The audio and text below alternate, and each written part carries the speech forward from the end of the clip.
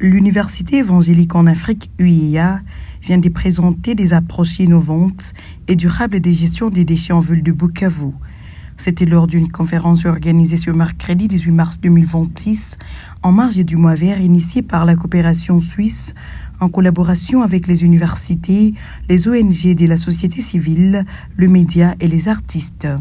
Devant plusieurs couches sociales dont les étudiants, élèves, responsables d'écoles et églises, les intervenants ont présenté les initiatives mises en œuvre par l'UEA pour la bonne gestion des déchets en ville de Bukavu.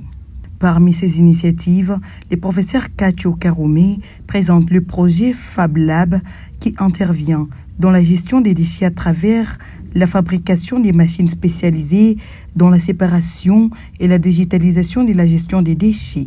Ce dernier appelle la population à collecter, trier et recycler les déchets dès la maison, ceci pour contribuer à la protection de l'environnement. De son côté, Prof Nabin Tundusha est revenu sur la production des biofertilisants du sol à travers les déchets ménagers. Le tout pour contribuer à l'augmentation du rendement des agriculteurs locaux grâce aux produits bio.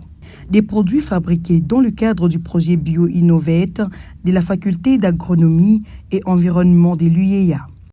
Cette dernière appelle la population au recyclage des déchets, car, ajoute-t-elle, les déchets constituent pour les opportunités. Dans ce mois vert, je vais inviter tout le monde à faire ce qu'on appelle une gestion responsable des déchets. Et nous avons dit que ça commence par le triage. Donc, quand vous êtes en train de gérer les déchets au niveau même des ménages, il faut les trier, il faut les séparer, il faut séparer ce qui est organique de ce qui est plastique et d'autres matières. Et cela peut permettre une gestion responsable. Et c'est la responsabilité de tous.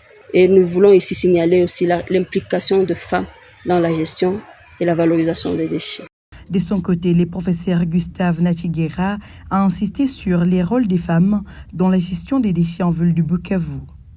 Pour lui, les femmes sont des actrices clés dans la gestion durable des déchets solides dans la ville de Bukavu.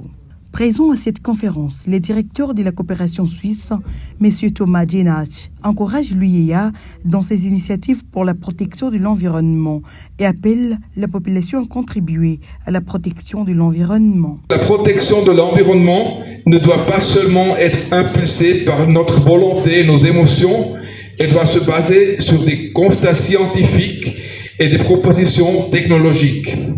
Les universités de Bukavu sont donc des acteurs clés dans cette réflexion. Comme la rectrice a mentionné, il y a 20 ou 30 ans que Bukavu était appelée Bukavu la verte et les Kivu étaient considérés la Suisse d'Afrique.